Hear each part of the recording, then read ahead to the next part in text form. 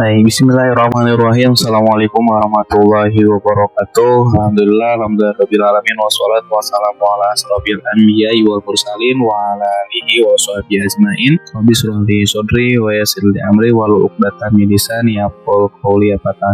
Para pemirsa sekalian, alhamdulillah pada kesempatan kali ini mari kita sama-sama panjatkan puji dan syukur kepada hadirat Allah karena hari ini kita masih bisa bertemu kembali dalam kajian selanjutnya, karena seperti halnya dalam surat Ibrahim ayat 7, Allah Subhanahu wa taala berfirman, "Wa yata'adzana rabbukum la in syakartum la azidannakum wa la in kafartum inna adzabi lasadid." Artinya, dan ingatlah juga tatkala Tuhanmu memaklumkan, sesungguhnya jika kamu bersyukur pasti kami akan menambah nikmat kepadamu, dan jika kamu mengingkari nikmatku maka sesungguhnya azabku sangat pedih. Maka dengan demikian, mari sama-sama kita bersyukur kehadirat Allah yang dimana dengan rahmat dan ridhonya lah kita hari ini masih diberikan kelancaran dan kesehatan. Baik, pada kesempatan hari ini kita akan membahas peristiwa yang sangat fenomenal di zaman Rasulullah.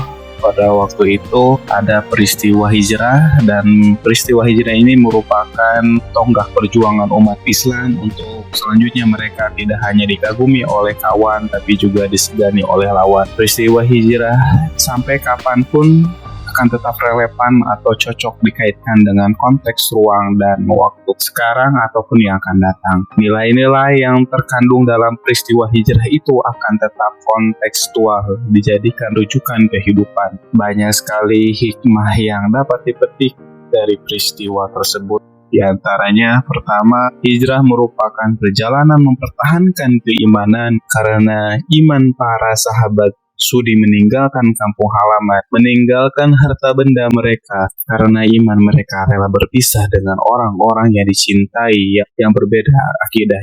Iman yang mereka pertahankan melahirkan ketenangan dan ketentraman batin. Kalau batin sudah merasa tentram dan terasa bahagia, maka bagaimanapun pedihnya penderitaan zahir yang mereka alami tidak akan terasa. Itulah mengapa sebabnya para sahabat mau berjalan di gurun pasir yang sangat panas. Mereka melakukan perjalanan dari Mekah menuju Madinah dengan bekal iman. Iman akan membuat hidup seseorang jadi terarah.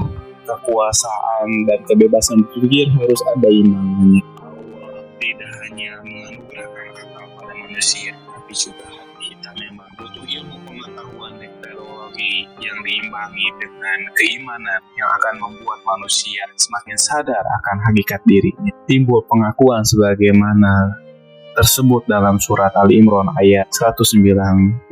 Rabbana ma khalaqta hadza batila, ya Tuhan kami, tiada sia-sia Engkau menciptakan ini. Iman juga berfungsi untuk mengendalikan nafsu. Makhluk yang bernama malaikat cuma dianugerahi akal saja tanpa nafsu.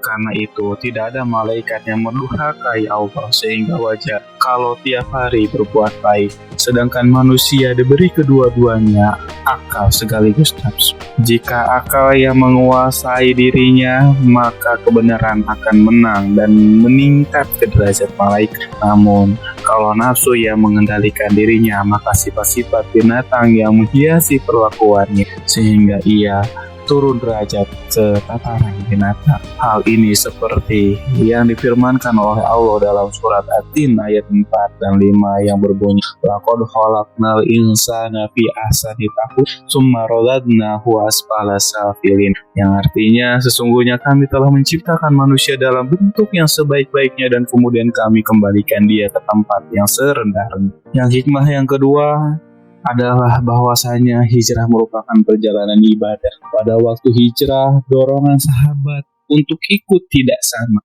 Oleh karena itu Rasulullah, sebagaimana dalam hadis yang diriwayatkan oleh Imam Bukhari, bahwa amal-amal perbuatan itu tergantung pada niatnya dan bagi tiap orang apa yang diniatkan.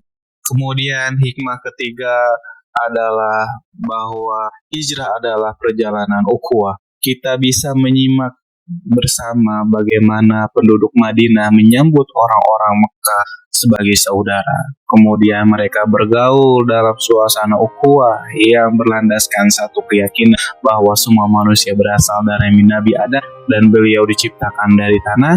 Maka bersatulah orang-orang Muhajirin dan orang Ansor sebagai saudara yang diikat oleh akidah. Dalam surat Al-Hujurat ayat 10, Allah Subhanahu wa taala berfirman, "Innamal mu'minuna ikhwat." Sesungguhnya orang-orang mukmin itu bersaudara.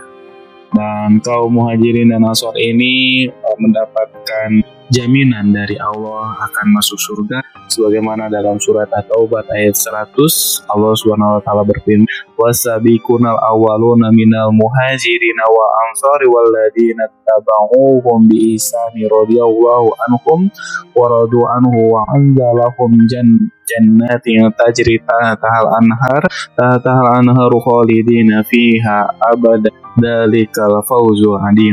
Yang artinya, dan orang-orang yang terdahulu yang pertama-tama masuk Islam di antara orang Muhajir dan Ansor dan orang-orang yang mengikuti mereka dengan baik, Allah ridho kepada mereka dan mereka pun ridho kepada Allah, dan Allah menyediakan bagi mereka surga yang mengalir sungai-sungai di bawah mereka, kekal di dalamnya selama-lamanya. Itulah kemenangan yang besar. Demikianlah sekelumit tentang hikmah